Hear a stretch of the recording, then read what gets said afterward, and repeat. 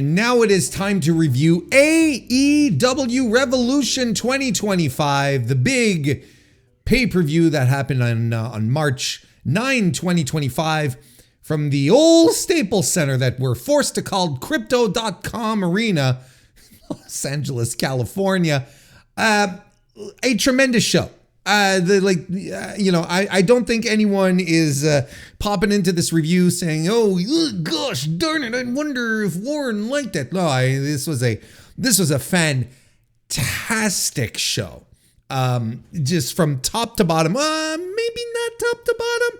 Maybe, but yeah, almost the top to the bottom.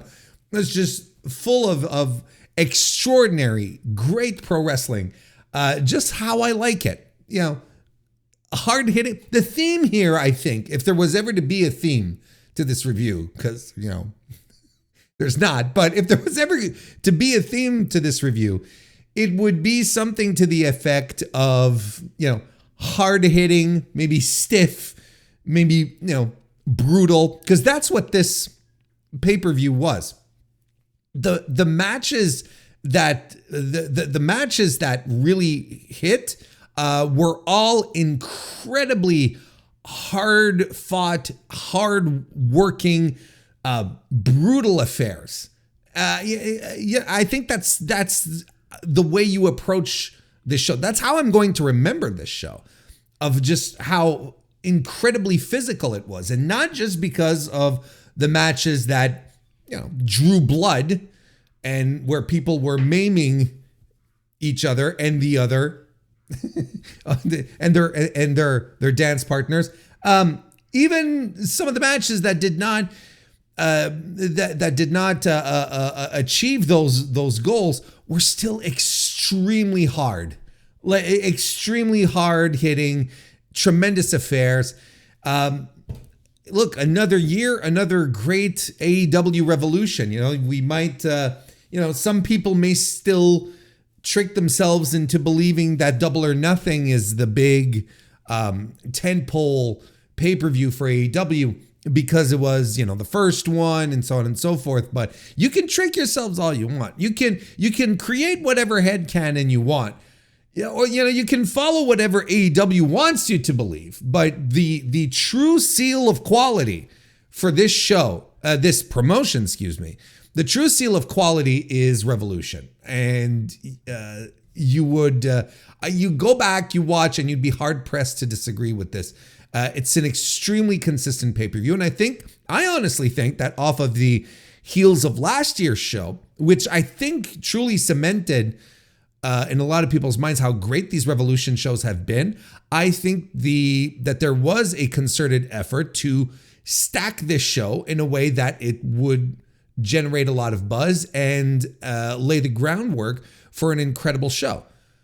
We don't have any Sting retirements this year, which is absolutely fine, right? There's no other Stings around to retire, but nonetheless, this show absolutely held its own and got people excited. It got people so excited that according to WrestleTix, 11,322 tickets were distributed for the show on March 9.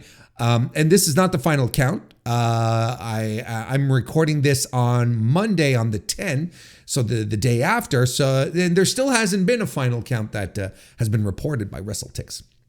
But nonetheless, a lot of people were wondering if we were going to make it to 10,000. I figured we were going to make it to 10,000 when we were previewing it earlier, or late last week, I should say, on the Dynamite review a little bit. And I had my own little preview on stream as well, over on youtube.com/MrWarrenHayes, if you're wondering where those streams happen. And I didn't necessarily think that we were going to get that we were going to cross over the 11,000 threshold, and yet there we are. And you could probably make an argument that we're going to get real close to 12,000, and that's tremendous. It's going to be the second biggest drawing Revolution pay-per-view ever. It's going to be it's likely going to be one of AEW's biggest live gates this year. As it stands right now, only All in Texas is bigger at this stage, has more tickets sold, distributed, excuse me. And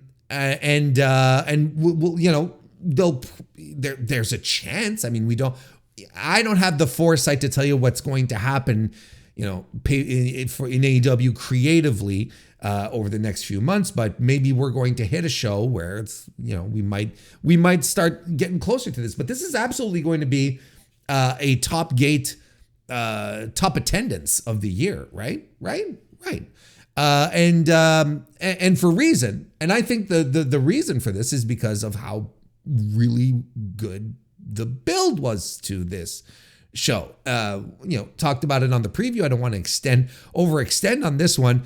I talked about it quite a bit. I talked about it on the Dynamite reviews and so on and so forth. But the build to this pay-per-view has been impeccable, I should say.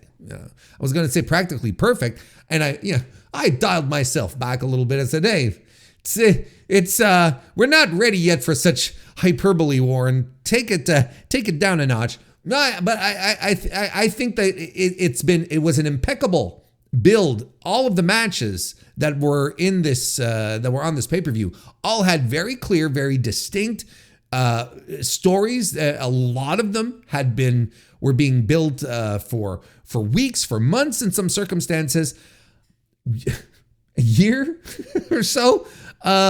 It was just a really good exercise in showing that, great stories and great wrestling really can go hand in hand. That just because you do one well doesn't mean that you have to abandon the other, right? And you don't necessarily have to just exclusively lean into the stories, basically. Just as you don't have to clearly just lean into the great matches. I think, a great combination of, look, I think you need great matches to really sustain a pay-per-view, get interest, get people watching and get excited as the pay-per-view goes down. But you need stories well interwoven to get to the point where the show in its build and how we get there gets people excited. And I think it was successful in that. And I think the numbers that were picked up in Los Angeles at the crypto.com arena were indicative of that to a significant degree, I would say. I mean, no surprise that this was a good house. AEW pay-per-views still have the ticket buyer consumer confidence that a lot of the TV tapings have lost. So there's no big surprise here. So why don't we just start with the show? We'll start with let's just get this out of the way, because I also watched a bit of the preview. There were all sorts of celebrities, stars that were there. I don't know if at some point I was kind of thinking of all the stars meme, right? Because there was a bit of that. But nonetheless, there's some people here. I'm like, okay, I don't know who these people are. Like, Young Gravy. I don't know what Young Gravy is, who he is, I should say. Aside that he was very tall and looked like he was wearing a shirt that belonged to Super Dave Osborne. That reference may have just aged me, and I don't really care. But there was a bit of a through line from the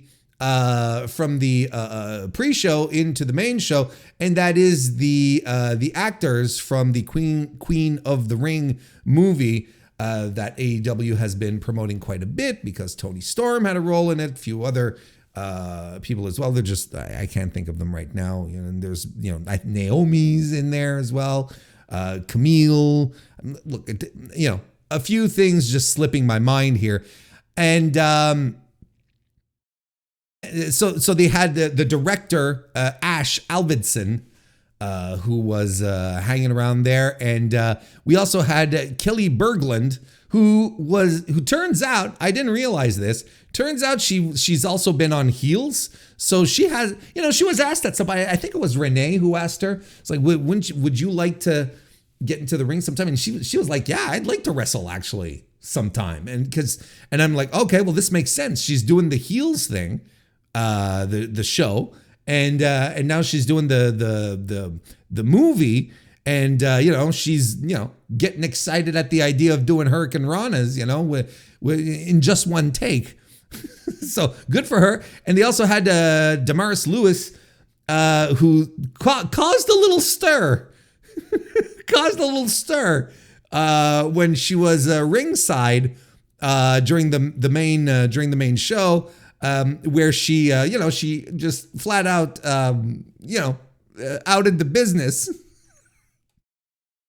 Where she said, hang on, do I have the quote here? I think I have the quote. I have it here. One thing I learned about pro wrestlers, one thing I learned about pro wrestlers, you all know you're going to win before anybody else does. So thank you for teaching me that.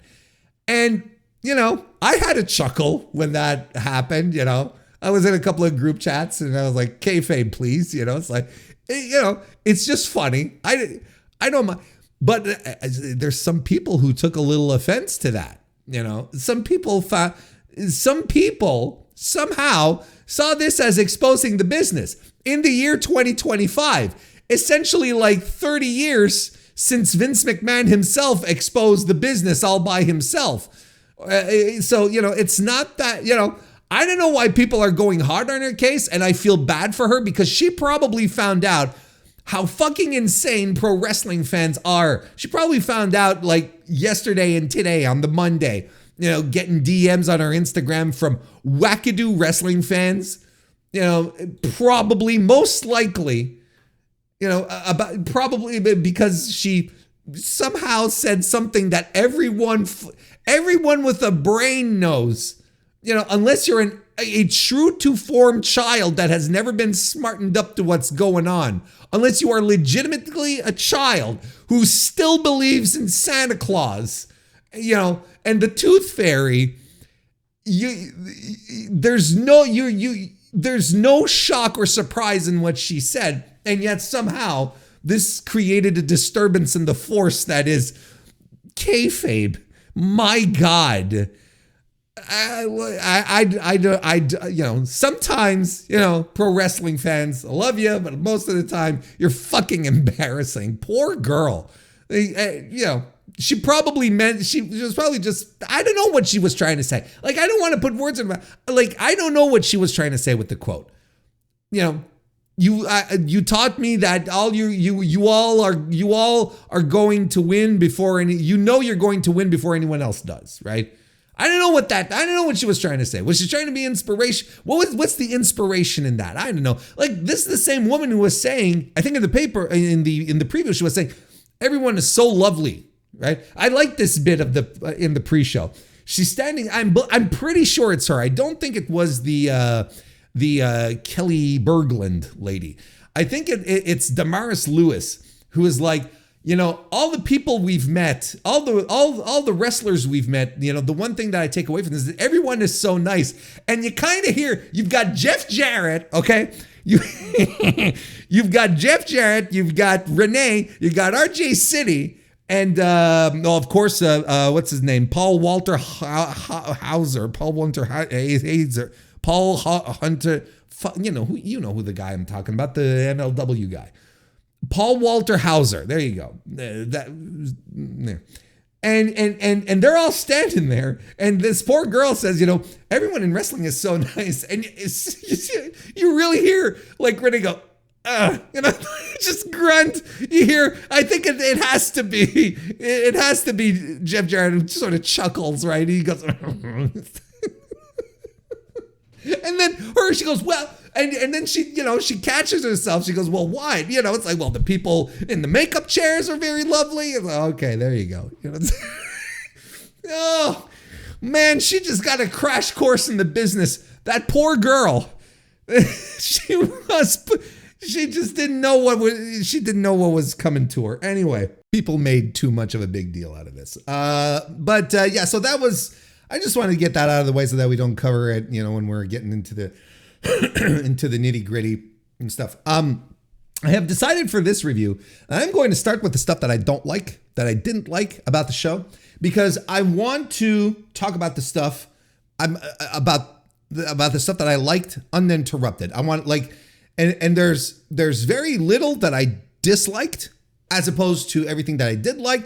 So why don't we just bulldoze that shit out of the way? Besides, one of them is the lead. There's one of these things that, the main event is one of these two things. You can't, that's the lead of anyone who's doing a review. You have to start with the main event because of how remarkably terrible it was. Just how remarkably awful the main event of this otherwise great show was. And of course, we're talking about Jon Moxley defeating Adam Copeland to retain the AEW world title. But I'm saying, Jon Moxley defeated Adam Copeland, but he also turns out defeated Christian Cage. This match turned into a three-way match. And I'm assuming that most of you who are watching this, are listening to this, whatever your mode of consumption is, the one you prefer, I'm assuming that most of you have already seen the match, right? And you've seen that this match was started off with an extremely mild crowd that stayed extremely mild throughout. Polite claps, but a crowd that I felt wanted to get into the match because Moxley healed it up as good as he could to try and get the crowd into this. He really did his best. And yet the crowd, and when he did, this is the point I'm trying to make, when he did get the crowd invested, when he did get reactions, you could tell, they were ready. They were ready to boo. They were ready to tell him, to hit the bricks. They wanted to get invested in it, the match, but they never did, because whatever these guys had planned for this match, these guys being Copeland and Moxley, whatever they had ready, they clearly stuck to this plan. This is what I'm assuming, of course, but years of following pro wrestling and so on and so forth. I'm not saying I'm absolutely right, but my gut tells me that they had a plan for this match. And by God, they stuck to it. Regardless of what was going on backstage, not backstage, front and center for the past, for the 3 or 4 previous matches before that, the steel cage match just before that, or, Takeshita and Ospreay, Takeshita and Omega just before that. And then, Tony Storm and Mariah May. They didn't change their game plan in any way. They stuck to whatever had been agreed on. They stuck to whatever had been produced. I don't know what the term exactly you need to use here, but they stuck to it. And they didn't change in regards to what had happened previously. And I think that was a big mistake. Sticking to whatever they were doing, whatever they were planning, doing basically, a match that was chock full of main event rest holds, that would make Randy Orton, salivate. I think doing that was a terrible idea.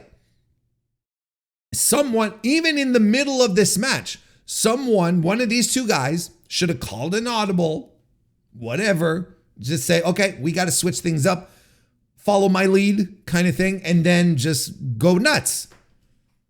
And the unfortunate thing is that everything that probably would have worked in any other circumstance probably would have been pretty good.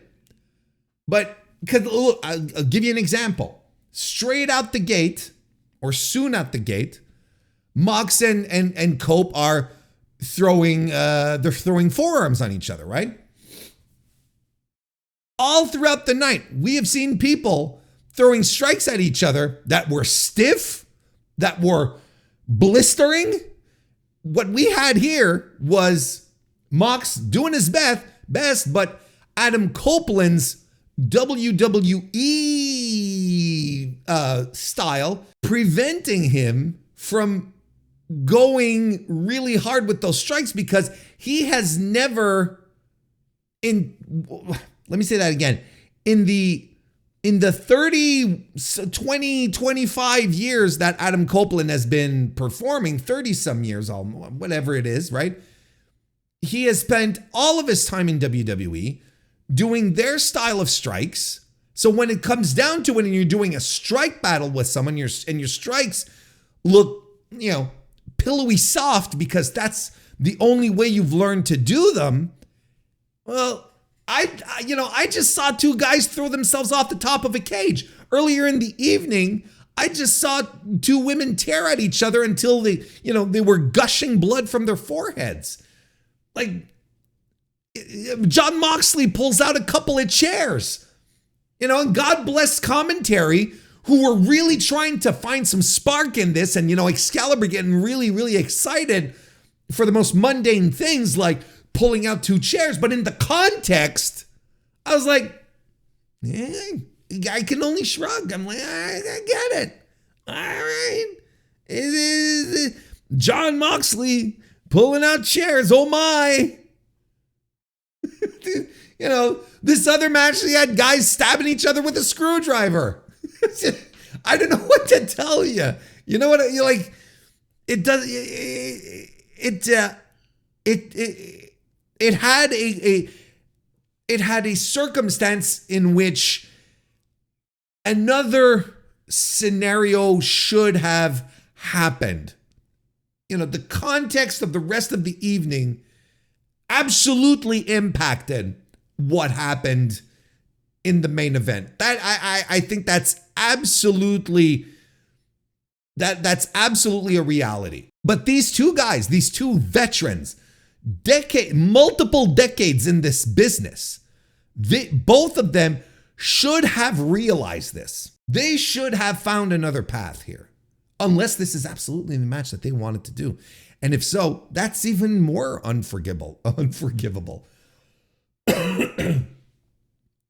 Maybe they're like, no, we're going to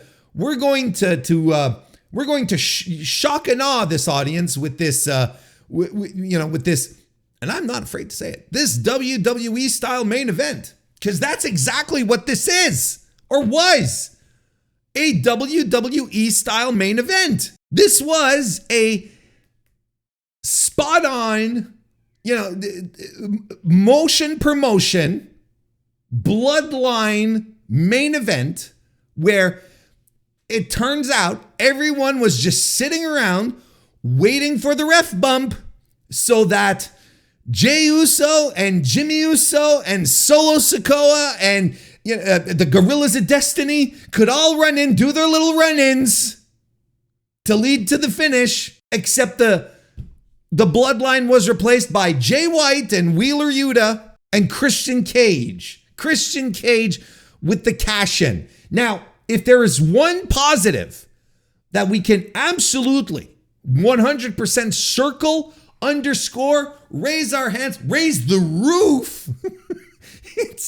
it's Christian Cage finally doing the cash-in gimmick and and getting rid of that sword of Damocles that has been hanging above the main event scene in AEW for like 8 months, 9 months, a zillion years, it feels. This is the main positive. It is the one thing that we can extract from all of this. We're like, finally, it's done. We will never have to deal with this Christian Cage cash-in again.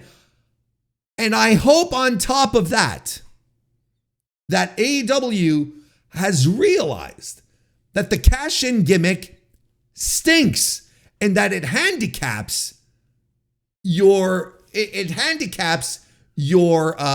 creative, because you always have to leave room for that. You always have to shoehorn it in somehow to make sure that no one challenges, so no one goes after a pay-per-view and says, well, where was Christian Cage? And because that's all people focus on. It's not a good story. It's not interesting.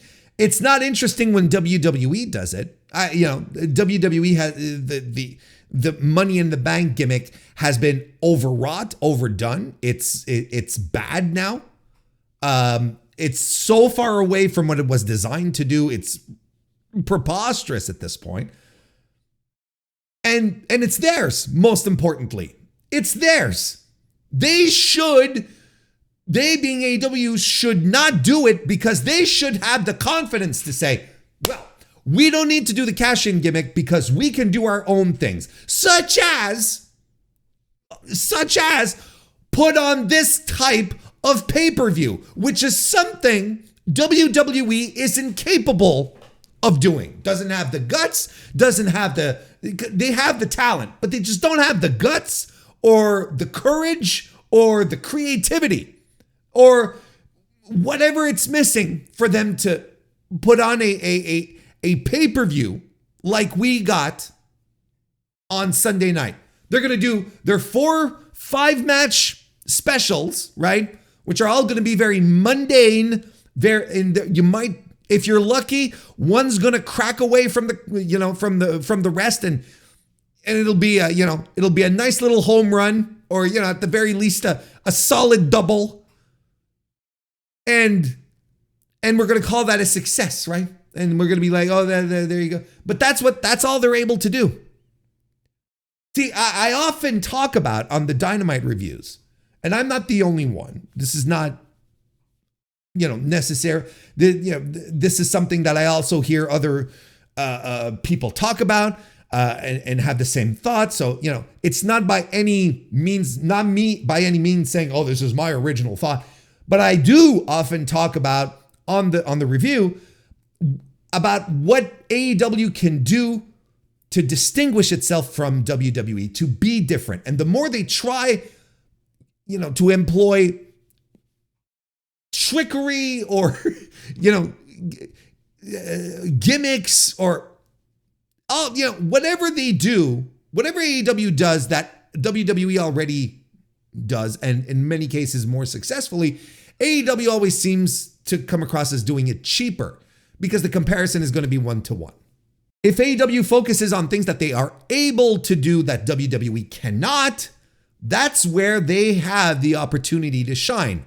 And consistently, from the start of this promotion, the one thing that AEW can do that WWE cannot or does not want to is put on tremendous wrestling matches. It's great wrestling. That's AEW's signature. And that's what they should stick to, because that's a thing that WWE can't do. WWE does the gimmick, the Money in the Bank. It's all theirs. And, I can even argue for New Japan as well. New Japan shouldn't do the fucking briefcase thing either. But that's that's for another podcast. Let WWE do the cash-ins. That's fine. Let them do that. Find your own things. And you could tell the cash-in was a hamper to the creative of the main events. You felt like there was always this thing that needed to be shoehorned into every main event situation, into every main event match. Somehow Christian Cage had to be there, just so that people wouldn't complain. Well, where's Christian Cage? What's he doing? I would have dropped this, quite frankly. Now, this match was terrible. Back to the match itself. The match was terrible. And some people will try to tell you this was fine. Some people might even dare tell you it was good, but it was not. It was slow. And I think the context made it even worse. And when I say the context, I'm not just talking about what happened on the show specifically. I'm talking about, I'm not just talking about the violence of the other matches. Of very specific matches, I should say. Because there are other matches that were on this card that did not resort to the blood or, the maiming, and were excellent matches on top of that. And, Strickland and Ricochet, for instance, and MJF Hangman. And we'll get, of course, to those matches. We'll get around to them. But those were excellent matches nonetheless that were able to rise to the occasion without the need of ultraviolence, right? The context that makes Mox versus Copeland so disappointingly bad is that the build to it, like pretty much every match on this card, was very, very good and warranted a big time finish to this feud. I would even go as far as to say that Mox and Copeland was probably the build that was the most impressive because it started and it was terrible. It was not good. People were not excited about main event Adam Copeland in 2025. Or if not excited, they had significant reservations. How about that? Or they thought the build was just a complete disaster, which it was at first. At first, this match, the build to this match was really not, the stuff with FTR, and they were still trying to figure out the Death Rider stuff. But Grand Slam comes around. They do that match. It's good, solid angle. And week after week after that, just a solid, unequivocally strong build to lead us to this match. So the fact that they were able to pivot and make something good out of these lemons was phenomenal. So if anything, this match deserved the same type of blow off as many of the other great feuds that were on the show, but they being Mox and Copeland didn't rise to the occasion. They just didn't. This match was not good. It was slow, uninteresting, and of course, like, I'm not trying to water down the fact that it probably suffered because of the incredible quality and violence of the undercard that preceded it. But what I'm trying to say is that there were other incredible matches on this show that did not need to resort to, insane levels of violence and managed to create excellent matches. So to me, it's a crutch on the match, the quality on the card, only to a degree. I think then there's a lot of responsibility that goes on both these guys that did not live up to this, that did not rise to the occasion. They just didn't. They didn't rise to the occasion. And look, Christian, when he comes in, I don't know why he's in a hoodie and hidden. It's like, just it doesn't matter. Like, you're gonna reveal yourself, like, 5 seconds later. It's really not that big a deal. And when he comes in and he signs his gimmick, the contract, and then he gets into the ring, he gets choked out almost immediately by Mox. Mox just effectively kills him in the ring, right? And I'm like, okay, so now this is very transparent where, Adam Copeland is not losing this match. Where for some reason, we have to protect Adam Copeland. And I don't understand why. I don't understand why the world heavyweight champion, Jon Moxley, a guy who is, in my mind, just as much of an AEW original as, Britt Baker is, as Kenny Omega is. This is a guy who's been there from the start, who helped define this company, who was an MVP for this company. And I don't know why he just can't lay out the biggest competition that he's had so far. I've hammered this home. Mox has not had a good run so far. Orange Cassidy, God bless him, but Orange Cassidy's time as a top guy, they missed that window completely during the last Mox feud. Completely missed it. He's a mid-card guy, and he'll that's all, that will be his perception moving forward. So no one was perceiving him as a top guy. The three guys, the Jay White, Hangman, and Orange Cassidy match at World's End. Again, no one was buying that. No one was buying that was going to be a big deal. It was what it was. But again, not necessarily something that Mox can hang his hat on. His next challenger is Copeland, a guy who no one in the fan base thinks that Copeland is a main event guy for AEW. That is like, oh yes, absolutely. No, he was rejected almost from the start. Why couldn't he beat him? Why couldn't Jon Moxley just straight up beat the guy? There wouldn't be no harm, no foul. What is the big plan for Adam Copeland? What could be bigger than a main event match that didn't work out? What's the next thing? Well, it's probably going to be a feud with Jay White with the way things are going, right? But what's the next big, what are we protecting him for? He just lost his his world championship title opportunity. It doesn't matter. I don't think Adam Copeland's aura would have suffered if he had lost the match. I really don't know what this was about. I really don't understand what this was about.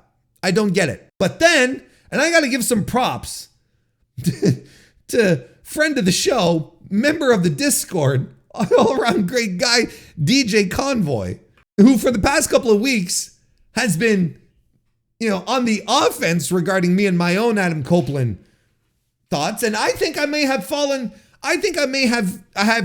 changed course here. I look at this now very objectively, and I'm like, Adam Copeland is, he's not giving back. He's being extremely selfish ever since he came into AEW. I mean, listen, here's the thing. Listen to this.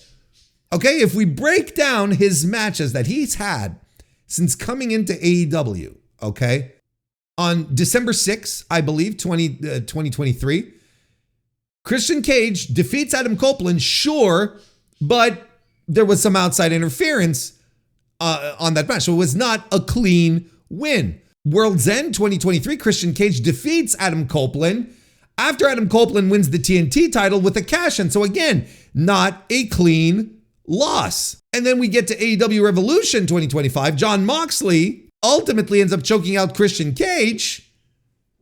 So once again, Adam Copeland does not lose clean. He has not lost clean. He's lost clean 3 times in AEW. He has lost 3 times in AEW. Not one of these times has been clean. Do you want to know when is the last time he lost clean? Do you want to know when the last time Adam Copeland lost clean? It was May 12, 2023, when AJ Styles pinned him in a 3-way match. It was Styles, Edge, and Rey Mysterio. That's the last time. That is the last time Adam Copeland was pinned clean in a pro wrestling ring. Before that, you had to go all the way back to September 10, 2021, when Seth Rollins beat him clean. I don't know what we're protecting. I honestly don't. I honestly do not. And I really believe now when people like Convoy say, he's not a generous wrestler. He, for some reason, he's thinking about himself and whatnot.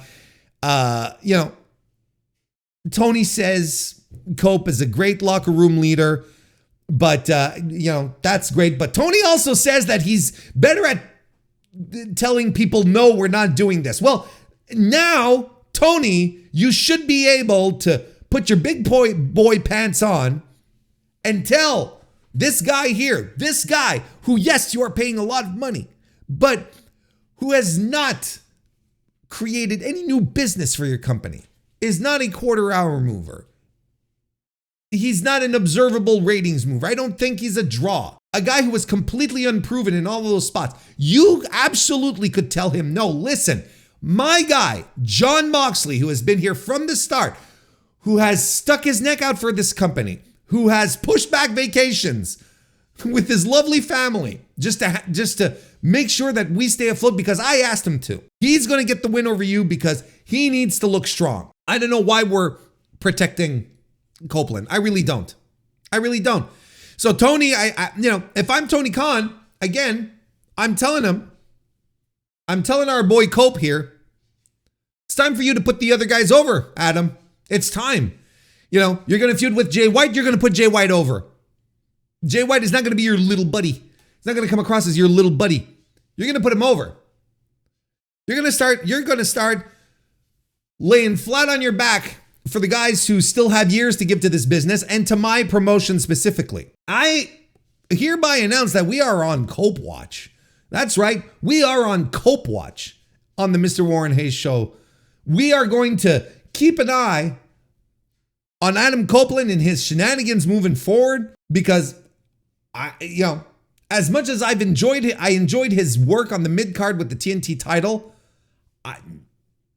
The more things are moving ahead here, the less I'm compelled by his overall work, especially if he wants to be in the upper crust scenario. If he wants to hang with the top guys in the company, I'm going to be keeping an eye on this. And just the thing that happens here, right after the match, you have the swerve balcony dive, right?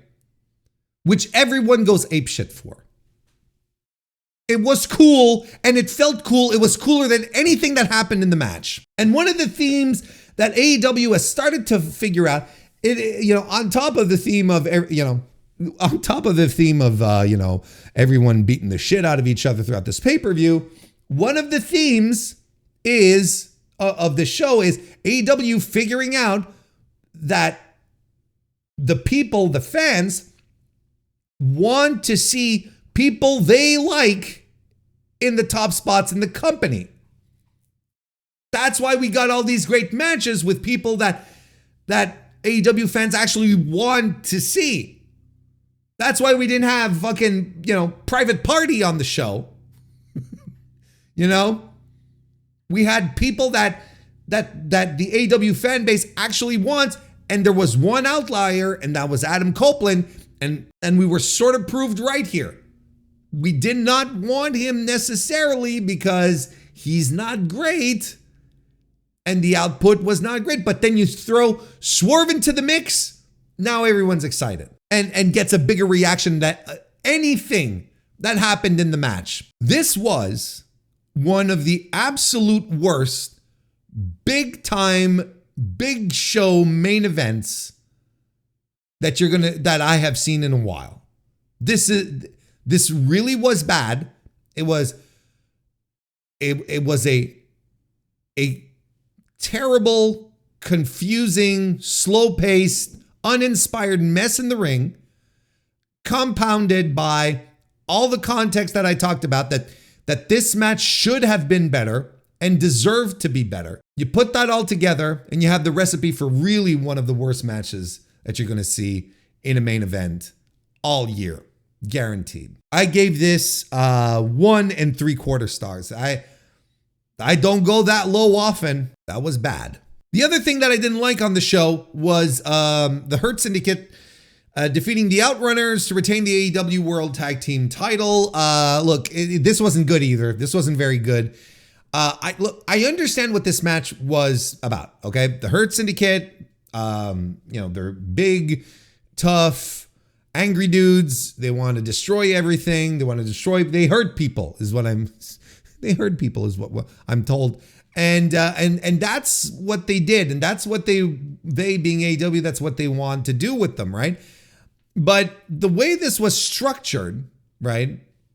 The Outrunners had a lot of offense in this one, which doesn't quite make sense. I think this build was made to give us the impression that the Outrunners were going to get steamrolled. And it wasn't exactly that. I mean, this was a sub 10-minute match, don't get me wrong.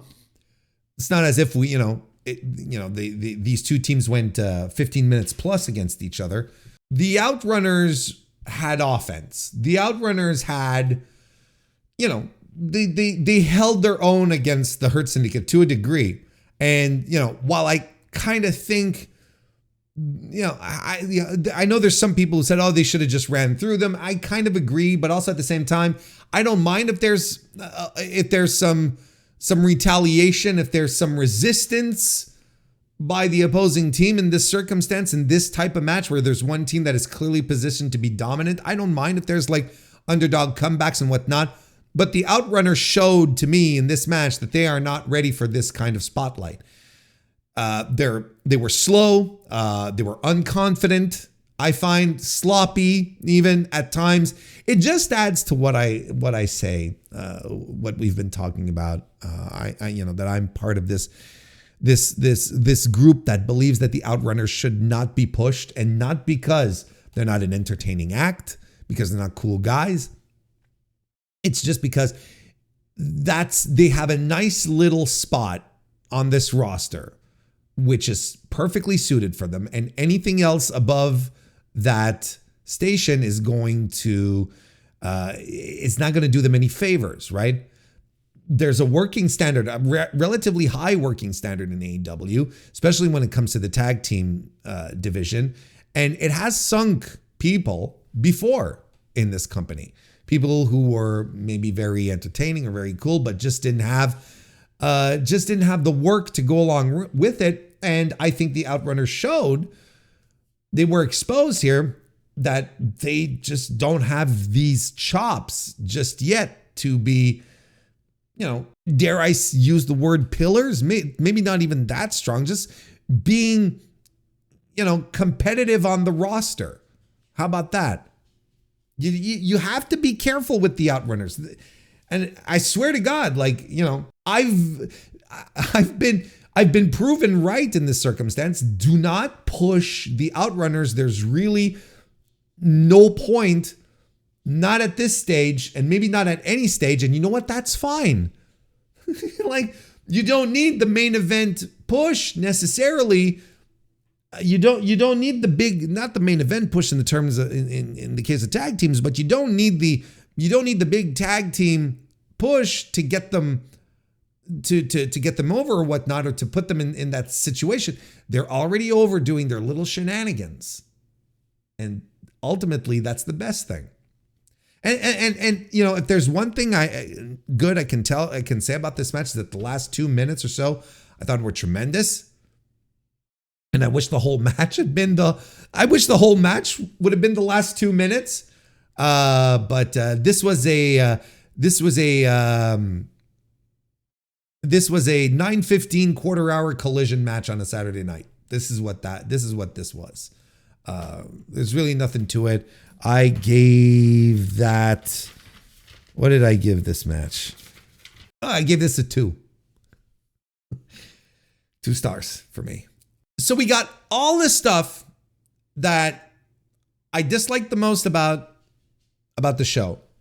Now we can talk about all the stuff that I liked about the rest of the show. And we are going to start by talking about Toni Storm successfully retaining the AEW Women's World Championship against Mariah May in the Hollywood ending match. I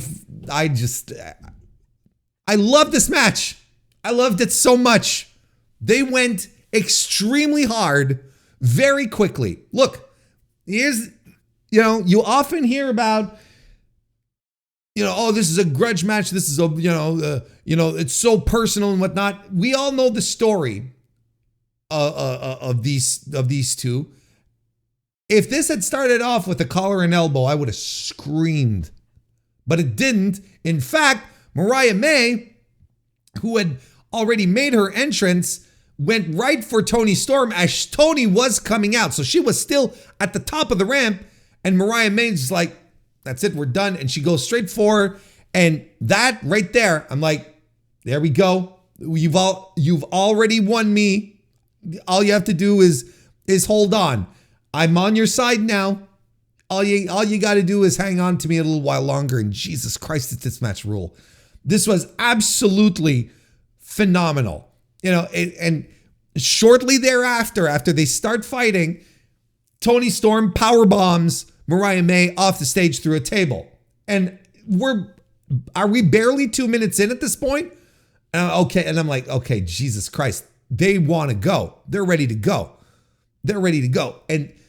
And one of the things that I was concerned about, that I talked about on the preview, and that I talked about to anyone who wanted to hear me talk about it, I was concerned of the level of violence that we were going to get here, because they had promised blood and, murder, and then, killing the other one. And so, it's like my expectations as far as violence went was extremely high, like through the roof. Everything was so high. Like, I'm like, they can't get away with just like a neat little plunder match. This has to be violent.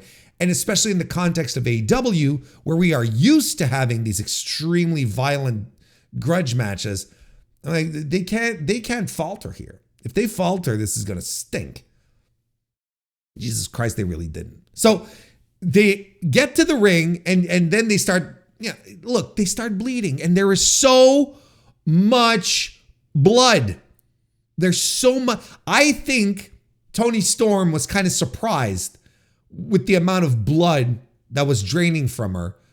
I think she might have cut herself a little deeper, but I think she herself was kind of like taken aback. I think she kind of looked at what happened and was like, okay, well, this Muda scale is kind of beyond me at this point. It was just awesome. And they're doing Taipei death matches, wrapping their fists in tape and then into some glass. I'm like, what? Holy fuck. Holy fuck. Then they're cracking champagne bottles into their, nether regions. All throughout these callbacks, right? Because the champagne bottles and the shoe, and tons of callbacks to the entirety of their feud. And they're kicking out of their finishers. This was everything I hoped for, and then some. And the more this match went on, the more the violence escalated, deservingly so, because this was a story, this was a tale that deserved this kind of insane, wild fucking match that we got. And I was cheering, I was squealing, I adored it. This is easily, for me, a 5-star match. So easily. And I do have some afterthoughts. I'm trying to organize them in my head right now because there's a lot. The thing that connected the most was how proportionate the violence was with the story. Now, if you listen to the MrWarrenHayes show's Dynamite reviews, you know that I was very off and on when it comes to the Toni Storm, Mariah May stuff. And I would even go as far as to say that for most of it, I didn't care for it. It wasn't my favorite, especially in the era where Toni Storm was doing a lot of shtick in the ring. I don't mind wrestling gimmicks as long as the gimmicks are not preventing great matches in the ring. And you've got Toni Storm, who is one of the best women's wrestlers on the planet right now, and it has been for a couple of years. And she's preventing herself from going all out and doing great things because she's nutty, she has amnesia, she has a split personality, she's doing shit with Luther and all that bullshit, right? So I was not a fan of that. I wasn't a fan of Mariah May's tenure as world champion either. I think that she showed that she has a lot of her strengths and her charisma came from her interactions with Toni Storm. And that's okay. There are just people with which you gel with more naturally than others in any working situation, in any relationship, whatever that. So that's just normal. And if you have someone with whom you can gel like that, well, that's also not very common. So good on them for having that kind of chemistry with each other, right? But it just really, there's a lot of this build that wasn't for me, but or that I think wasn't very good either. Just straight out, I'm on record. I talked about how I thought the aftermath of the shoe attack was very poorly done, and the follow-up was, the bad follow-up on that was, one of AEW's trademarks, right? Just doing bad follow-ups, and I didn't think it was very good. But I can understand why this match requires a big payoff like it does here. I understand why you go hard on this and why the level of violence that we got was proportionate to everything that happened, because they nonetheless told this story quite well, even though the execution sometimes wasn't great. The story in and about itself worked, right? So when they got to that point, and when we got to the match, and especially in the last couple of weeks when they were hyping the match, I was like, this cannot. There's a certain expectation that has been set to me by the wrestlers themselves, and I have to compare this to a recent match that I watched that had the same type of vibe to it, which was Kevin Owens and Sami Zayn at Elimination Chamber 2025, where the whole build was how much they hate each other and they're going to destroy each other and they're going to kill each other and it's going to be violent and vile. And it turned out to be one of the tamest WWE plunder matches you could have seen in a while, where just extremely boring and nothing. And, the commentary is trying to sell us on the fact that Kevin Owens is going too strong on Sami Zayn, doing power bombs on the apron suddenly makes Kevin Owens a lunatic and a psychopath. Okay, then. That's an example of a story or of a match that didn't live up to the hype, that didn't live up to the expectation. This was the complete opposite. You set the bar high and it was delivered. And despite how crazy these two women were with each other, and despite how hard it went, and the visuals, there's this one visual where they're doing the overhead cam. I think it's the best use of this overhead cam that they have ever done, they being AEW. Pronouns, pal. They did the one visual of Toni Storm flat on her back, and she is literally she's stained with blood all over her body, her gear, her legs, her face. Of course, her face was just completely disgusting. And she's lying flat on her back, and they're zooming out, and the more it zooms out, the more it progresses, like all of the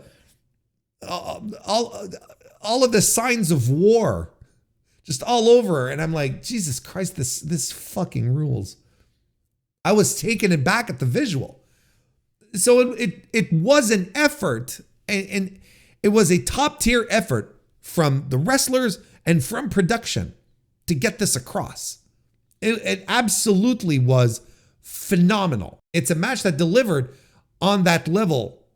And I think the reason why it worked so well is one of the reasons that it worked so well is the amount of time that they had. They went just shy of 13 minutes. And I don't think it should have gone any longer, because they sprinted through destroying each other. They didn't do a marathon. They just went so incredibly hard from the get-go that the pace that they maintained, the pace of violence in this match, always kept you gasping, on your toes. There's always something happening. They'd rest a bit, but then they'd come right back with something else. They would always have something more to add every time. And the pace, because it was such a shorter match than a lot of the big time matches that we're going to talk about had, I think it was a net positive. I think if this had gone too long, it would have been to the detriment of the vibe of this match. And the vibe was immaculate for this one. And it's rare you have this circumstance in which, they're throwing everything at each other and it's brutal and it's violent. And all you have is, but everything connects on an emotional level to just put this match over. And especially on me, a guy who has not been sold on this feud for its entirety. This is a high point. It's a high point of the year for AEW. It's a high point on both of these ladies' careers. You have to wonder, like right now, right now, there are two women in North America who are the best women's pro wrestlers in North America right now. And they're both in AEW. And you can make an argument for both, in my opinion. Toni Storm and Mercedes Moné, in case you're wondering. And I honestly don't see who else elsewhere who is on the level that these two women are on. I really don't. Mercedes is out there, and we're going to talk about Mercedes, but having these incredible, stylistically different, and hard-hitting, incredible matches. And Toni Storm is combining her high skill level and her wrestling IQ with emotion and visceral feeling. That great visceral feeling that is awesome when a pro wrestling match taps into. Where you just feel like this grit, this connection going with it, right?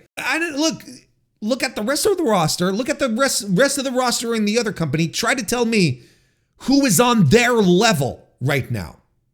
Who is on the same level as these two women are? A lot of you are going to say Athena, but I'm going to tell you, I'm excited for Athena to break out of that cocoon so that we can see what she can do on these main stages. Because yeah, she went to Stardom. She had a great showing. Don't get me wrong. Athena's a tremendous pro wrestler. But you look at these outputs that Moné has had since last September, the fall. She has been absolutely on a roll. And now with Toni Storm being back and doing Toni Storm things, most importantly, she's absolutely been phenomenal. A lot of people, this might be maybe my most controversial take though, because as much as I love this match, I know there is a groundswell of opinion out there saying the women should have main evented. And I believe, since we're talking a lot about context in this pay-per-view so far, and where things are and how they fall on, where they're placed and how things all come together, I think this match benefited from being in the spot it was on. And I believe if they had gone to the main event, if they had been given the main event spot, this match would have probably been longer. They would have probably tried to do some, main event spectacular. They would have tried some main event gimmickry. Let's put it that way, okay? And I'm not so sure it would have been as successful as where it was, which was nonetheless fourth from the top. We're in the business end of the show at this point. We just got rid of Lashley and the Outrunners, Benjamin and the Outrunners. Don't forget Shelton. And just got rid of those. And then after that, it was just like, it's the business end of the show. Everyone was expecting something good, just not this great. Should it have main evented? I don't know. I don't think so. It could have. Would it have been better? Look, it's an exercise in futility, of course. because it didn't happen and we have no way of knowing unless there's an alternate timeline that I could travel to where this match did main event the show. So there's no real way of knowing. So I understand that this is pretty futile, but I see no argument for this match being in the main event because it was so successful in the spot it was in. It was in the absolute perfect spot with all the elements around it just coming together to make it feel special. I don't know if I would have done anything different.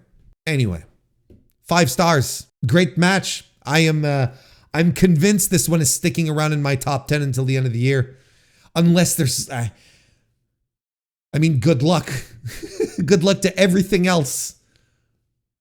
I'm sure this is one of my top matches of the year. It was tremendous. All right, let's keep this ball rolling.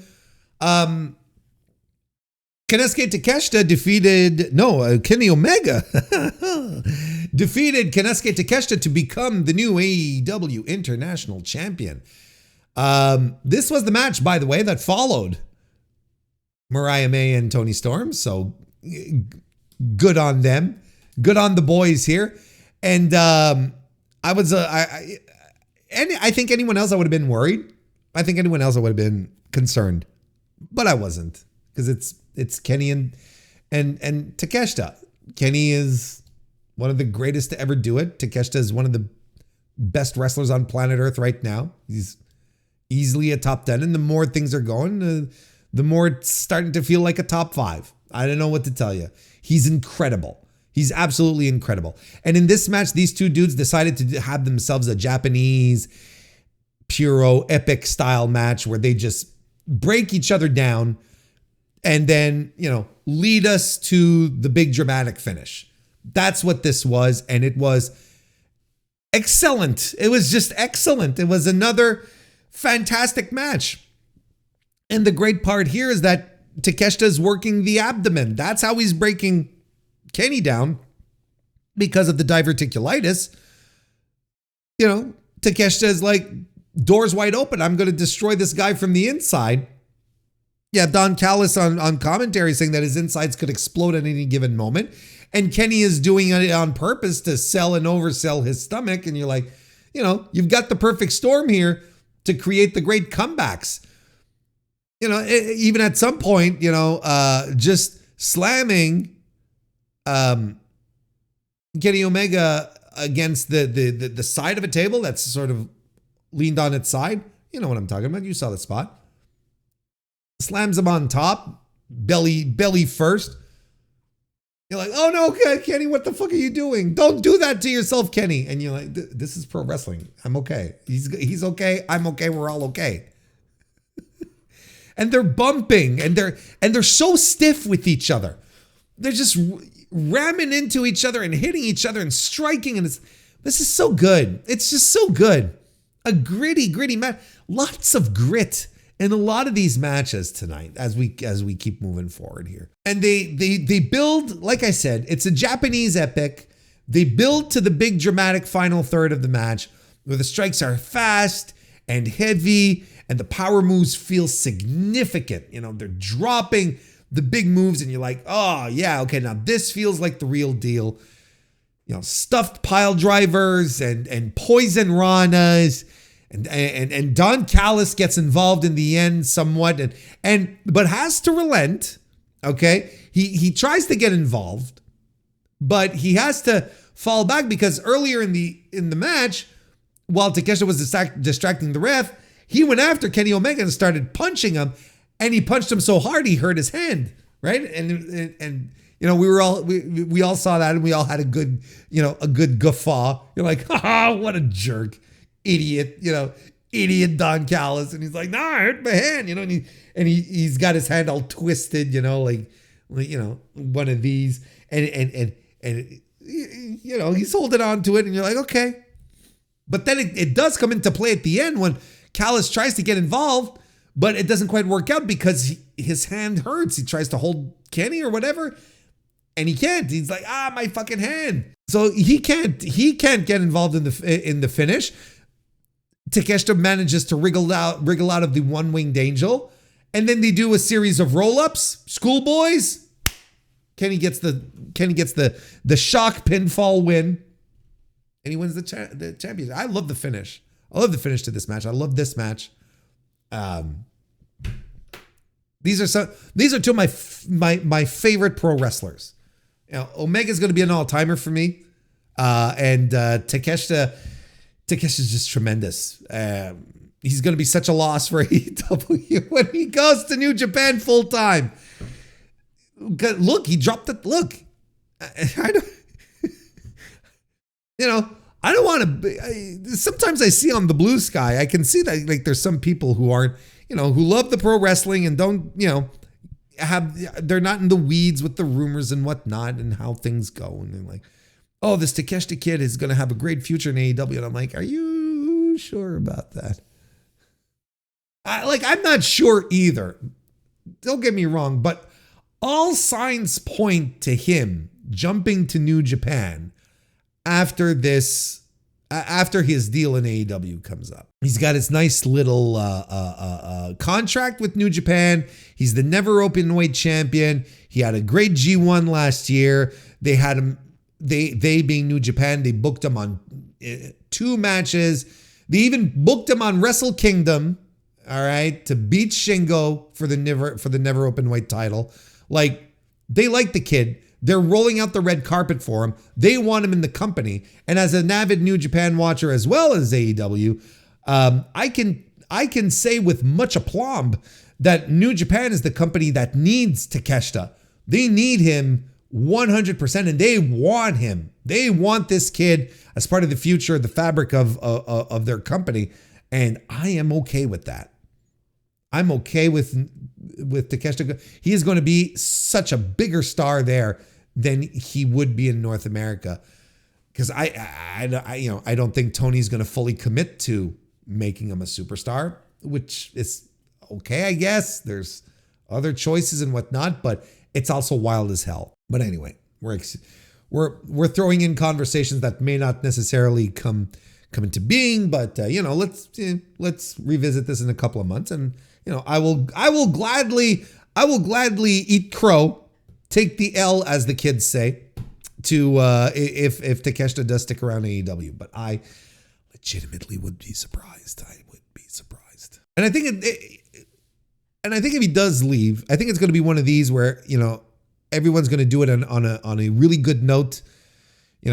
He's going to be very grateful to AEW, and AEW is going to be very thankful, and Tony Khan's going to wish him the best and whatnot. I think it's going to be one of these where everything is going to close up nice, because at the same time he's going to your partner promotion, and it's not as if he disappears forever. And then Takeshita can come back and do some one shots. He can do some Forbidden Door stuff. Reconnect with the AEW audience, who'll be super excited to see him back. There's a lot of good in all of this. Nonetheless, it's not going to be. I don't think it's going to be one of these bitter ends. I think it's going to be fairly positive overall. If it does happen. So what did happen though was this incredible match that I'm giving 4 3/4 stars to. Just right up my alley, with 2 of my favorite pro wrestlers who delivered a fantastic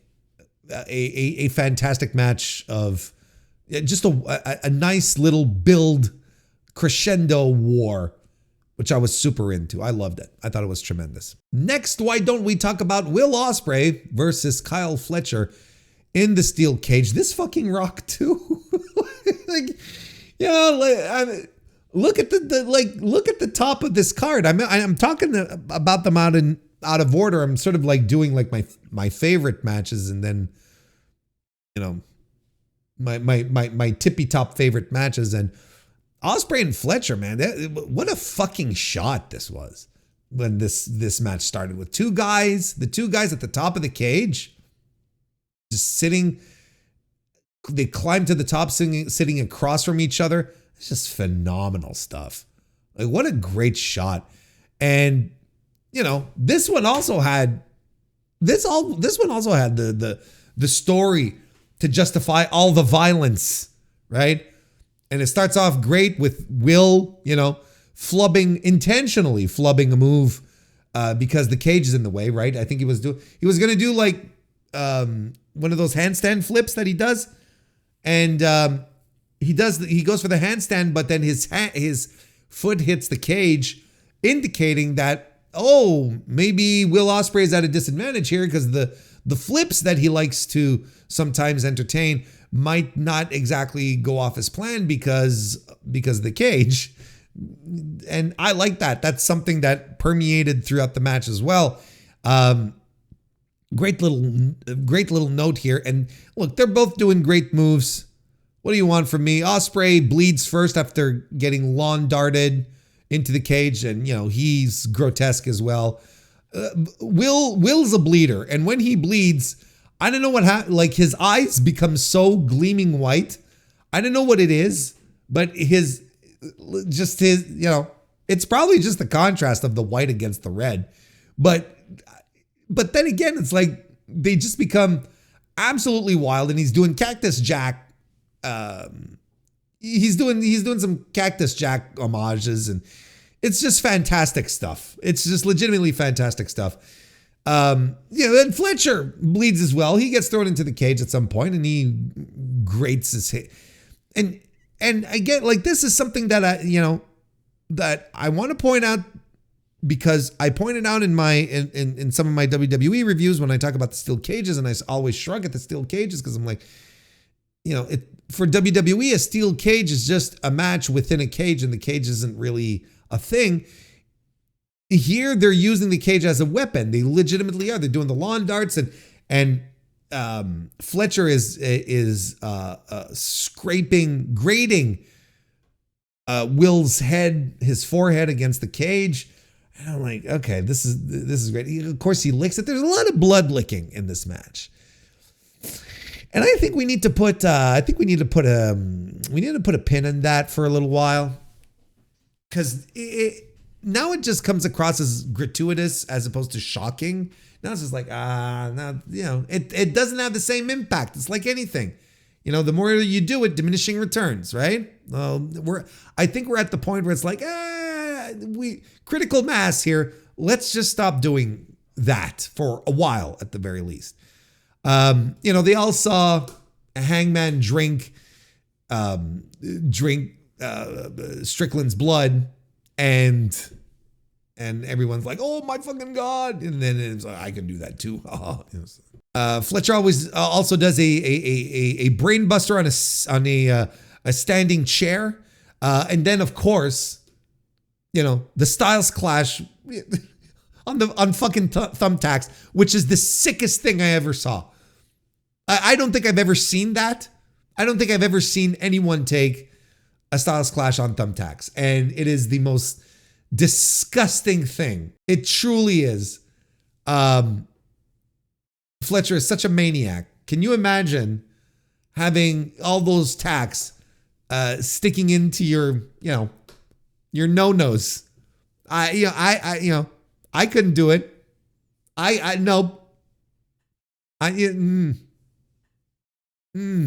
After a certain while, there's certain things that maybe when you're younger, you see someone get kicked in the balls, and then you go, oh, and you relate. You're like, oh. As you get older, you're like, you're sort of more in tune with the pain or what it represents, and you're like, yeah, that fucking sucks. But you don't like feel it as much. Does that make sense? You don't like connect with it as much. I connected with the pain of thumbtacks being, poking into my dick. And I was like, no, I don't want, I didn't have to feel that. Thank you, Kyle Fletcher. That was unnecessary, but awesome. And of course, the Spanish fly off the top of the cage was absolutely fucking terrifying. Just terrifying. And I think the audience was terrified as well.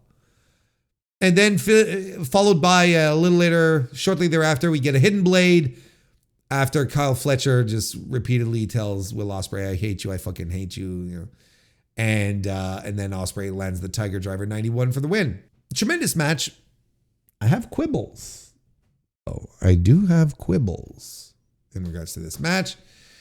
Quibbles that kept me from really going higher on this score because I thought this was a really good match. The first one is I think Will Ospreay has to start being careful of his epics. Okay, Will does epic matches. He has the epic structure and he likes these very dramatic epics. And I think he has to start being careful of just how far these go before they become insufferable or repetitive or a combination of both. Not everything has to be war and peace, to quote a former AEW pro wrestler. You can just go in there and have a really meaningful match without having to go through, Homer's Odyssey in the meantime. So I think that's my first quibble, and it's a minor quibble, but one which I'm like, okay, I hope Will just learns how to taper these things. Because look, there's a degree where I'm like, Will Ospreay doesn't even need these types of epics because he's legitimately one of the greatest wrestlers to ever do it.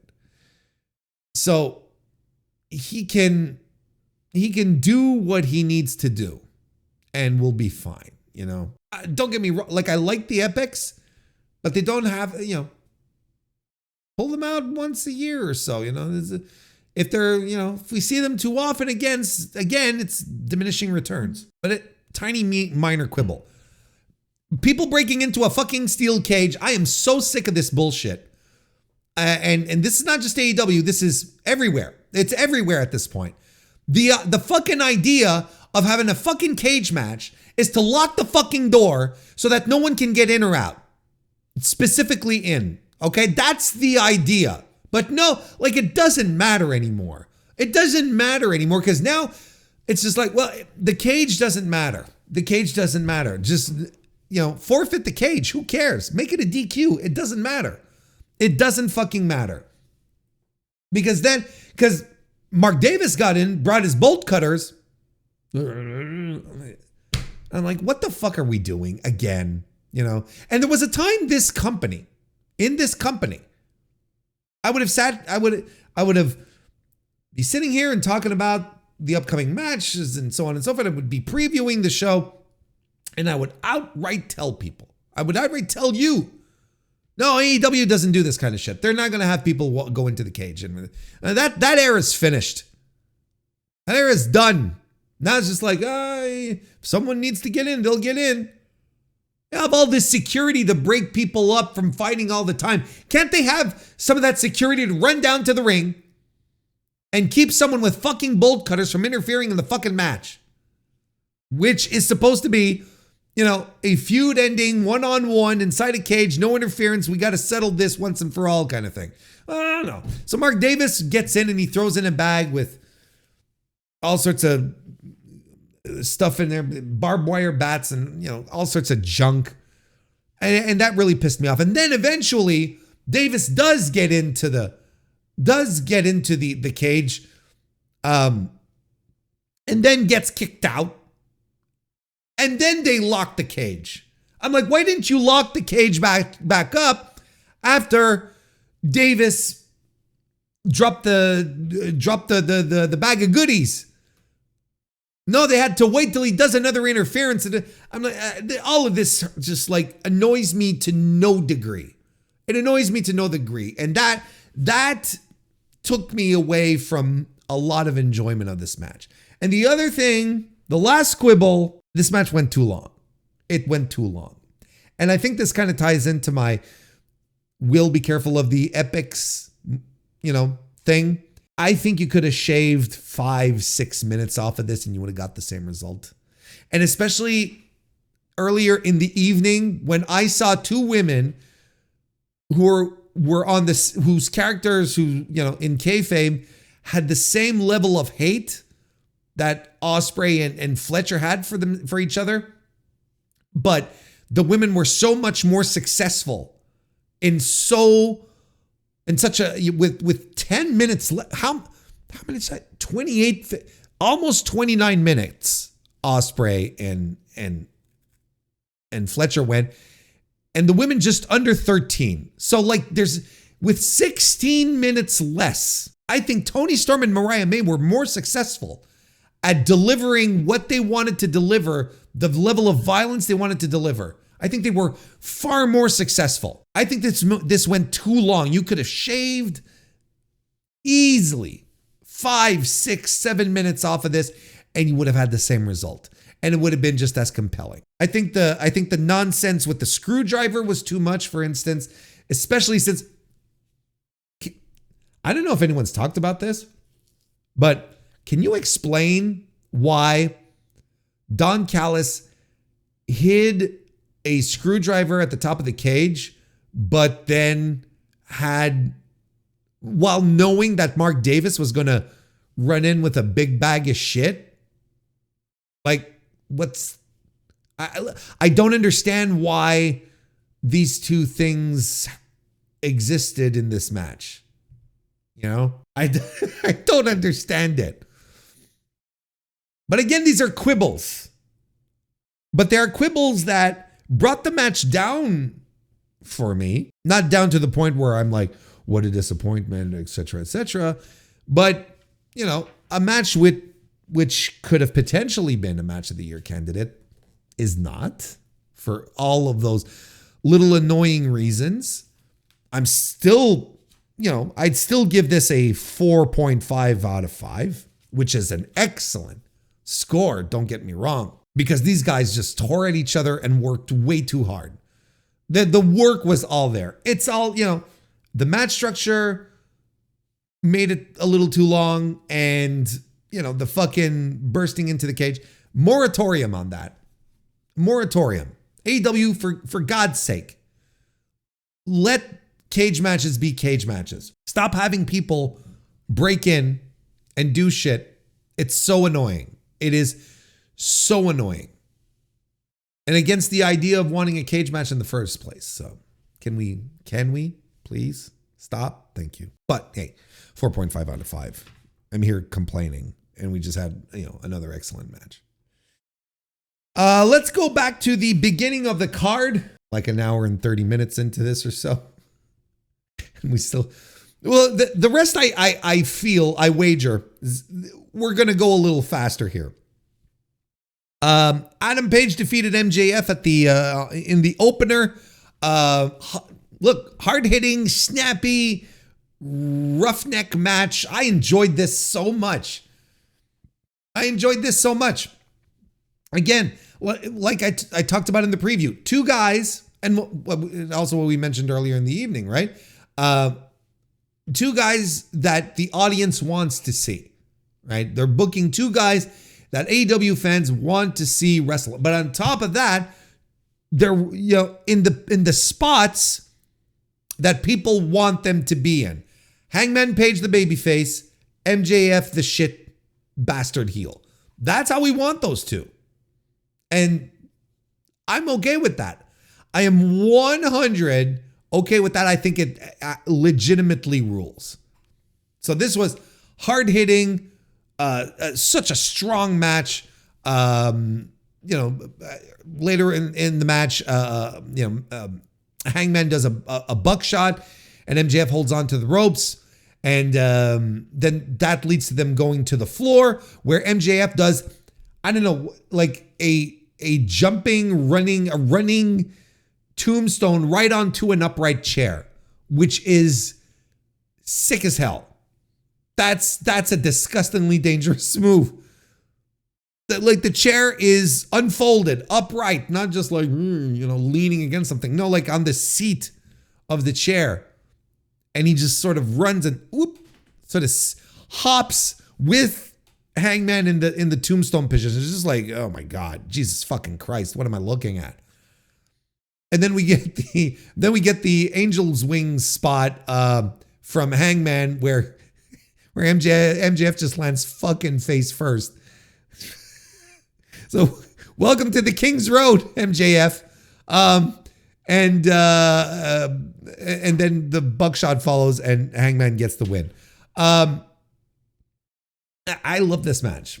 And I'm also very excited at the prospect of these two guys fulfilling their roles as the two main characters of AEW.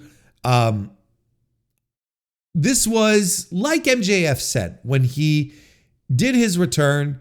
He said that he was not going to be the good guy anymore. It wasn't going to be about love, love, love. It was going to be about hate, hate, hate. And that's what this build was about. Another fantastic build, by the way, right? Just exquisite. Great. So well done by two guys who know how to do it. Simple, no bullshit wrestling, a no bullshit wrestling angle from two extremely talented guys who can get it over. And it was all full of hate. Just because MJF hates Hangman because, the audience likes Hangman and MJF's just an insecure little piece of shit, right? And it's tremendous. It's absolutely tremendous. So it's exactly what MJF said he was going to do when he returned. Make his feuds and what he's going to do all about hate, hate, hate. And I'm going to tell you, I hope this feud falls into this feud must continue category. I hope it's not a blow off. This is what I'm hoping for. Because listen, I'm trying to say too many things at once. Listen. MJF lost clean as a sheet. Clean as a sheet. Something that Adam Copeland could not do. MJF, look, can bullshit all you want about MJF. You can say whatever you want. But this guy knows and he understands when it's time to do the deed. And he understands that he, as a guy who is going to be with this company for a few years still, that he's better off having, beloved babyface Hangman Adam Page as a rival and as a guy who he feels, or as a guy that can stand up to MJF. He's better off having that guy around. So having him losing to Hangman ultimately is a good thing for MJF because they can circle back to this, as I think they should, very soon, and have MJF go after Hangman and beat him and probably have to use the diamond ring and what other nonsense he can come up with to win the match. Because MJF is, he's a son of a bitch. Which would then lead us to a nice violent blow-off match at All In. How about that? I think sometimes this shit books itself. Sometimes I think there's a lot of juice in this one here, and starting off with Hangman winning clean. And look, this was essential for Hangman. He had been, doesn't have a good record as a heel.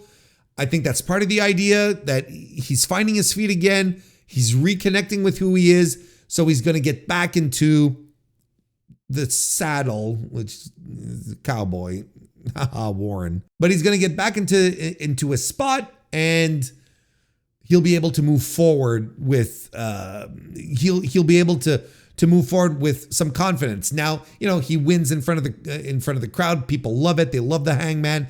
Now your Hangman is back to his winning ways.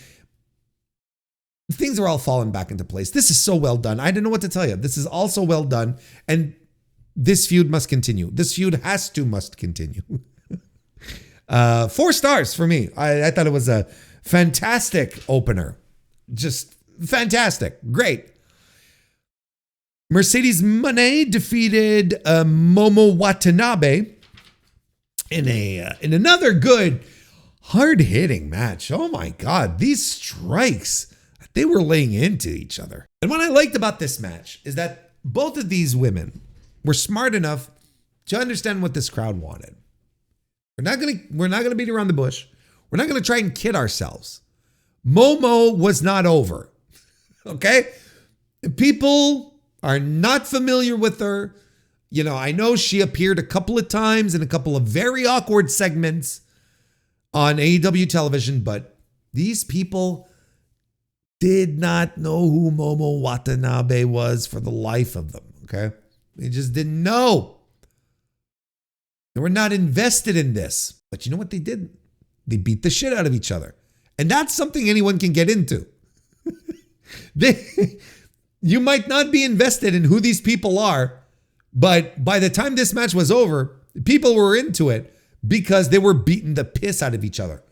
Like especially like that one kick that got Mercedes like right under the chin. Like Jesus Christ. That got the crowd involved. And we spoke earlier about Moxley and Cope sticking to the game plan, right? It's like, nope, we're going to do what we're going to do. And whatever happens, happens, right? No.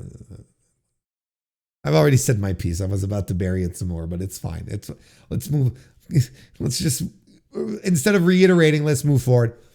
But, like the point being is that they stuck to the game plan. Here, it kind of felt like they had a game plan. But early enough in the match, they felt it wasn't going quite their way. And look, I don't know if it's Mercedes who took control of the situation or whatnot, but it was like, okay, you got to kick the shit out of me now, right? Just go for it. Because, Momo was playing babyface, which was odd because she's part of one of the worst heel well, when I say worst, like, terrible, just like bad, heels. It's a heel faction. I'm not saying that they're a bad faction. I'm saying they're a faction of bad people. Of heels. They're a faction of heels. So she's we're not quite used to seeing her do the babyface role, but that's what she was doing here. And she just went right for it. So again, like, I don't know if this is like them changing the game plan early on and Mercedes like, look, just beat me up and follow me, kind of thing. Because she was like, Mercedes just allowed herself to get the tar beat out of her in this match. Brutal, fierce, Mercedes eating all the shit that Momo was dishing out. But Mercedes gets the win to no one's surprise, really. She gets the win with the Money Maker and the Bank Statement. I thought it was terrific. A terrific match. I give it 3 3/4 stars. Fantastic stuff. Next, we had Swerve Strickland defeating Ricochet to become the AEW number one contender. To become the number one contender to the AEW World Title. That was an awful entrance, right? The drummer. I mean, poor guy. I'm sure it's his in-ear that was completely fucked. It had to be. Otherwise, that guy is the absolute dirt worst drummer I have ever heard. But him coming down, playing the rhythm section to Swerve's theme, but being off, just created a cacophony of sound, and it was like, oh my God, this is untenable. This is awful. But I can only assume that's it. This was another tremendous match. It's also one where we saw a lot of celebrities. They did a lot of the celebrity stuff. In the pre-show, we're going to touch on the pre-show, but they had the Righteous Gemstone guys. They had Adam Devine, right? That's his name. I know him from the Workaholics, and I watched some stand up with him with Kristen. I think he had a stand up special on Netflix. I didn't think his stand up was really funny, to my memory, because I'm trying to remember. I think he resorted to a lot of goofy faces and just being overboard, very clown like. It's not quite my speed, But I thought it was funny in Workaholics. I haven't watched the Righteous Gemstones, I know. And another guy from the Righteous Gemstones, which apparently is a very funny show. Well, maybe I should watch it. It's the final season, right? But in this match, we got, Leslie Jones was there. And she was going completely bonkers for Swerve on this one. Like, she was just like going completely out of her mind for this match, which was tremendous. We had Ken John, of course, who was there. When I say of course, well, he's a big pro wrestling fan. The SummerSlam, the Summerfest, right? The Summerfest, if you recall. That wasn't him. It was the other guy, but he was involved in that promo with John Cena. So Ken John was there. Former LA Laker Michael Cooper was there. I think I saw Ron Funches, right? I think he was there. And was there. There's probably others that I just didn't know who they were. I mean, to be perfectly honest, it's, I asked, is like, who's the guy? Who's the guy, the tall guy in the suit? It's, oh, that's Michael Cooper. He's a former player for the Lakers. Like, oh, okay, thanks. It's like, all right. So that I can drop this in my review and everyone's like, ooh, Warren has such knowledge on so many subjects. I have approximate knowledge of many things. There's issues with the robe, of course, in the match. If we get to the match, of course, there's all, the issues that we've that have been permeating this feud with Ricochet stealing Nana's robe, and we get some fantastic pro wrestling. Again, just like, it's great pro wrestling, so very sharp, very snappy, very good. They're professionals doing professional wrestling. Northern Lights into a brainbuster by Ricochet at some point. He does a 630 senton as well. Swerve earlier in the match, he does this great power sequence where he lifts Ricochet up from a power bomb after doing a power bomb, holds on, lifts him up, and flips him into a slam, which was just tremendous stuff. There's some scary spots in this match. The Poison Rana on the apron, that came close. You don't have much margin for error, and we were looking at the margin. And of course, the tope, the swerve tope that where Ricochet caught him into the DVD, sort of like quick on his feet, turned it into a DVD. I didn't know what it was supposed to do, what they were trying to do. I don't know if that was the plan, but boy, he almost fucking dropped Swerve on his head. Tremendous spot because of it, but very scary at the same time. Nana at some point, he leaves the match because he's trying to get Swerve under control, and Swerve pushes him away. And Nana's like, fuck this shit. And he walks away. But eventually he does come back to the match, and there's some more shenanigans with the robe. But Swerve is able to get the upper hand, lands a house call, and the big pressure for the win. I mean, that was it was just a fantastic match. Just a fantastic match. That was really, really good. And another fantastic build that deserved this great match.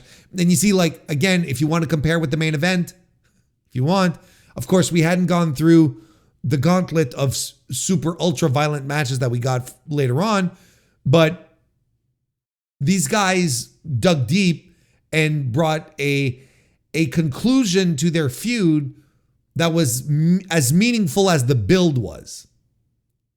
Ultimately, why didn't I say that earlier? I feel like I danced around trying to find the right words, but that's exactly what, this is the extent of my feeling. I just figured it out. Now, the conclusion to the feud was as meaningful as the build. So that was tremendous. And I had also predicted, I had called it, saying, look, I think if Swerve wins this match, I think Mox retains. I called it.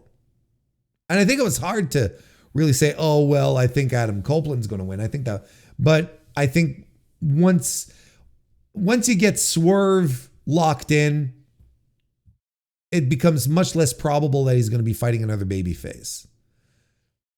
And quite frankly, a match with Mox is probably the best thing right now. For Mox to finally fight someone cool and that people actually do perceive as a threat to Jon Moxley. So, I mean, Swerve, God, man, he's so cool. He's so cool. It's hard to imagine, like just about a year ago, right? We had people going on the internet saying, oh, he's not booked like a big deal. AEW doesn't make him feel like always finding the fucking, the fucking little nitpicks Even if they don't watch the show, they're just going to find anything to bitch about. Now you cannot say that. Every time Swerve Strickland hits the TV screen, he looks, acts, and feels like a big deal. And he's promoted like a big deal. What a fucking success story this is for AEW. Like, we love to hammer home. When I say we, sure, you can throw me into this as well. We love to hammer home when Tony Khan fumbles the ball. He fumbled the ball on Ricky Starks, fumbled the ball on Ray Phoenix. No one's saying that he's been spot on with Swerve Strickland. No one talks about how Tony Khan hired this guy and earmarked him from the start. Because you can go back and you can see how this guy was booked, how he was being handled. Tony earmarked this guy for big things. He's like, I'm going to make a star out of you. And he made a star out of him. Of course, Swerve has all the naturals. I've been crowing for Swerve Strickland as a world champion for years. For years. And he was in the star-making organization. He was in the star-making organization, wasn't he? And what did they do? They fired his ass. What does he do? He goes to the other place. He's given the opportunities because the boss sees it. The boss fucking sees it. He looks at him and he's like, this guy rules. This guy is my guy. Hell, you can go back and listen to tape of my old Dynamite reviews. And I'm here talking about when Cody's leaving. I'm saying, hey, you know what? If you still have a reality show you need to do, you do a reality show with Swerve. If Swerve wants to do it, of course. But he's a perfect shoo-in, perfect candidate to be a face of the company, to get that, to create that connection with the audience. And it'll be with an entirely different audience than what Cody would bring in. They haven't listened to that so far, but they ended up listening to me and making this guy world champion. And he's still right there in the mix. He's still right back there. And we'll talk. We're going to have all the time in the world to talk about Swerve versus Mox. But I'll be damned if Swerve is not one of the best reasons to watch AEW. And you know what? Look, so is Ricochet. So is Ricochet. This criminally, I sort of touched on this on the preview, and I'm going to say it again here, just to make sure that my point is hammered home and that it, more people hear it. Ricochet is a guy who came in and wanted to prove what he's capable of doing. Wanted to show that he wasn't just, a normal average guy who couldn't really talk. He decided to try out new things. And this heel persona that he has is so good. He is so good in this role. It is preposterous. To the point that I think he could be in any type of program right now. And he would be a credible, sniveling heel that I just want to see. I just want to see him get beat up every week now. It's so good. The work he's been doing has been tremendous. And not enough people are talking about it. And I think the reason why is because inevitably what you have to do when you talk about how good he is and how no one ever saw this coming is because you have to look at everybody's favorite promotion right now and say some bad things about them. You have to say, well, they fumbled Ricochet. And a lot of people don't want to talk about that. A lot of people don't want to say that kind of thing. A lot of people don't want to see the reality of it. But ultimately, WWE never gave him a chance. I don't think they wanted to give him a chance. They had pigeonholed him in whatever slot they had seen. They saw fit. And Ricochet saw that. He was like, no, I'm good. I'm out of here. Sure, he re-signed a couple of times. Once, I think. But the second time around, he's like, nope. I'm going to try other things. Fumble. Ricochet's work is phenomenal. It is absolutely phenomenal. And that's on the other place. That is absolutely on the other place. If they weren't able to tap into what this guy has. That's on them. That's entirely on them. 4.5 stars from me on that one as well. And is that it? 4.5? Hang on a second. Yeah. 4.5 stars for that one as well. And then we had Kazuchika Okada retain the AEW Continental title against Brody King. Another strong, stiff, brutal match with Okada getting the piss beat out of him by Brody King. And when this match is done, Okada's chest is blistering. His biceps are cut up. It's a brutal fight. And I love it. I just love it. And the formula was very simple. It was Kazuchika Okada getting beaten senseless by Brody King, who's in control for the majority of the match. And Okada just got destroyed. How much offense did he take? It was just crazy. But eventually, towards the end, Okada lands a surprise drop kick to get things going back his way and lands the Rainmaker for the win. I don't have many notes on this. This was straightforward, but it was great. Tremendous fight. I loved it. 4 stars for me. Again, just like absolutely amazing stuff. And then, what if we roll through the roll through the pre-show real quick? Hologram and Commander defeated Blake Christian and Lee Johnson in a nice little, opener, which was a lot of fun. Apparently, there were some representatives from CMLL and New Japan in the audience specifically to get a look at Lee Johnson. And I can see Lee Johnson heading out, doing a tour, maybe, getting some action in on the Best of Super Juniors, stretching his legs a bit. Lee Johnson's very good. I'd be in for that. That'd be really cool. Then we had Daniel Garcia and the Undisputed Kingdom defeating all of Shane Taylor Promotions, which is of course Shane Taylor, Lee Moriarty, and the Infantry, which was good little match, and it extends the tension between Adam Cole and Daniel Garcia for the TNT title. We see the Ops in a skybox. I forgot to mention, because we also see them in the main event at some point. The Ops, they're in a skybox chilling out. Then we had Chris Jericho versus Gravity in a match that never happened, because Jericho comes in and starts swinging his bat at Gravity before the match starts, and Aubrey Edwards throws the match. And then that drags out Bandito, because Bandito is Gravity's brother, and this feud must continue. So the learning tree beat up on Bandito, and then Jericho unmasks Gravity, which of course in Lucha Libre is something you don't do.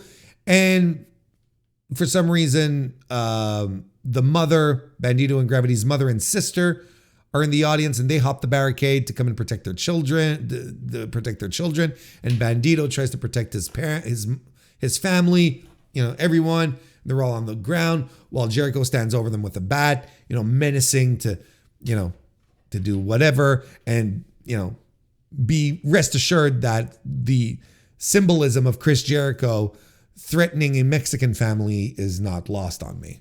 And then we get the main event of the pre-show, where Big Boom AJ, I still cannot but call him the Costco guy. That's what he is. He's the Costco guy.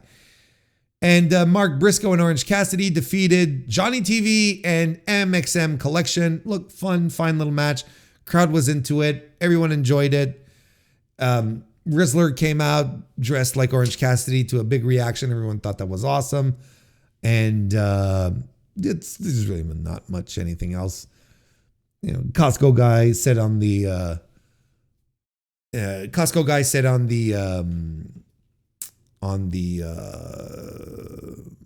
press conference, the post-show presser, that he was under contract with AEW. Whoopee. I mean, good for them. I don't know. What do you want from me? I feel like I like to hang on. I follow internet culture and and whatnot. And I kind of feel like the Costco guy's aura is already, it's dipped. It has already dipped, and we're not even at the tail end. We're heading down the roller coaster, and we're sort of running out of momentum to really like get us over the next hump. There's probably some wackadoo metric that Tony has access to that shows that this is successful. I don't see it. I don't get it. But what I do get is that this is the end of the review for AEW Revolution 2025. Look, terrific show. I know I spent a lot of time talking about the main event. I think we needed to break that down, even though I really didn't like it. But hopefully you also understand that there is a lot of great on this show. And, unfortunately, that's just how things go with main events. The main event will leave you with your final impression and will leave you with a good or a bad taste in your mouth. That's just inevitable at this point. That's always how it goes. If the rest of the show was terrible, but you had a good main event, you'd have another vision, right? So I think ultimately it taints a lot of what people feel about the show, but I also think it's very unfair because this show was tremendous. There's just too much great stuff on this show to just be poo-pooed away just for the sake of one match. Yes, it's the main event, but goddamn, I'll stick up for this show anytime, anywhere. All of this was great. And you were great.